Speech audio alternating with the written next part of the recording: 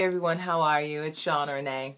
And recently I've come across a number of video links that have been sent to me via email from self-proclaimed relationship experts pontificating on the unfortunate rise of independent women and discussing how this rise is responsible for the decline of marriageable black women in America. Essentially, what they've been saying in the videos is that because you are so independent, black woman, you can't find a man and you never will. Now, there's a problem with this thinking. Well, there are many problems with this thinking, but I think the number one problem with this thinking is that a lot of people have the definition of independence all wrong. They have absolutely no idea what it means to be independent. So I said, you know what, before I do anything, let's just start off with the definition of independence. So, independence means being free from control of others. Men, doesn't that sound good? Wouldn't you want your potential woman, your potential mate, potential future wife to be free of control from anyone else? You want her to be independent. Not relying on others for financial support. Well, relying on someone for support, I guess, it would be nice for someone to contribute, but to rely on them for support, I know can be very stressful for a lot of men. And so they actually do indeed want a woman who is independent. Providing enough income to enable one to live without working. Well, that sounds nice, doesn't it, brothers and sisters? So actually, independence is preferable. It's kind of sexy, to be honest. I think a lot of men like a woman who is smart enough to go out here and make it on her own, to move through the world in such a way that indicates that when she teams up with him, they can do big things together. It really is sexy. And women, you know that independence in men is sexy as well. We're all independent to a certain extent. Unless you are getting your potential husband or wife from their parents' house, they are independent. If they are living on their own, if they have their own transportation, even if they're putting $20 on a Metro card to get on the subway every day, they are exhibiting signs of independence. There is nothing wrong with being independent. In fact, as I said earlier, it's preferable if you're moving into a relationship with another individual in the year 2014. Now, here's the thing. Oh, and by the way, think about dependent people. If you're a parent, you know how exhausting it could be. It can be to have someone dependent upon you. So again, independence is good. It's sexy. It's what we need to be. Here's the thing. People are confusing independence with selfishness. You see, no one likes a selfish person.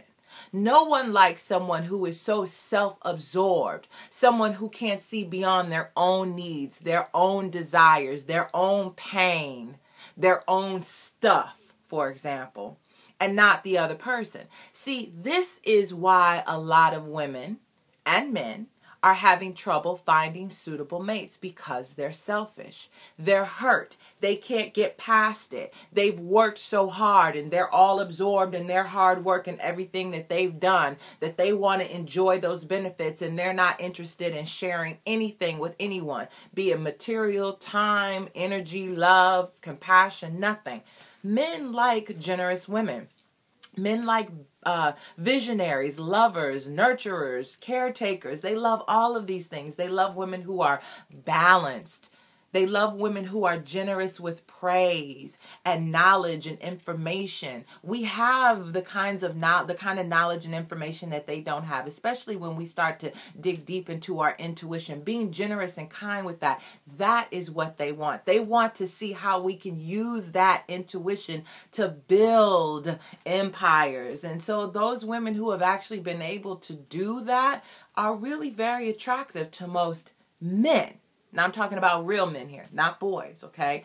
And And the same goes for women. You know, women like men who are strong and who can protect them and who can solve problems and who can provide for them. Men who exhibit signs of independence. We don't like men who are selfish with their time, who are selfish with their knowledge, who are needy and only concerned about their own needs. That's not independence. That's selfishness.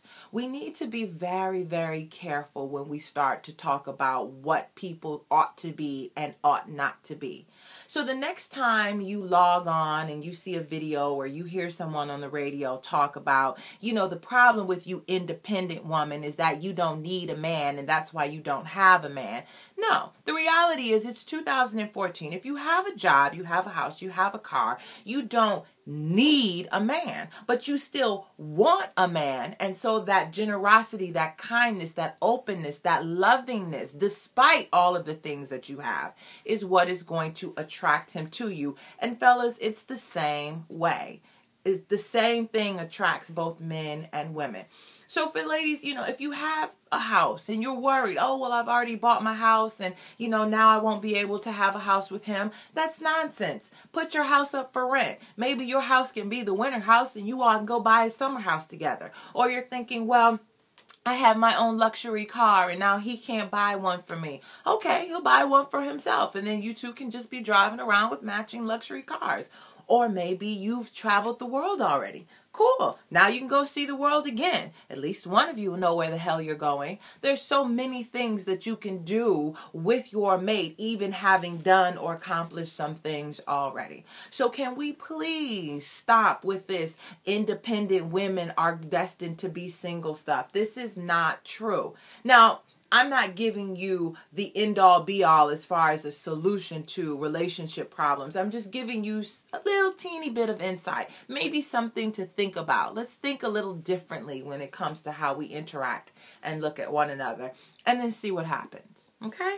Cool. By the way, before I go, I just want to thank all of you who have been supporting Coco Mode over the years. You know, we've been working very hard to try to expand the brand and to interact with you all more and more throughout the week. The videos are just a part of it. We're working on some other stuff as well, but we are so open to your suggestions and your ideas. If you have questions, you want to see more videos, less videos, you want to hear more online, whatever the case may be, please let me know. You can go to Facebook, facebook.com/Shauna Renee Show. Email me there. Or you can email me directly at Shauna at cocomode.com. Anyway, I can't wait to see you on the radio. Take care of yourself.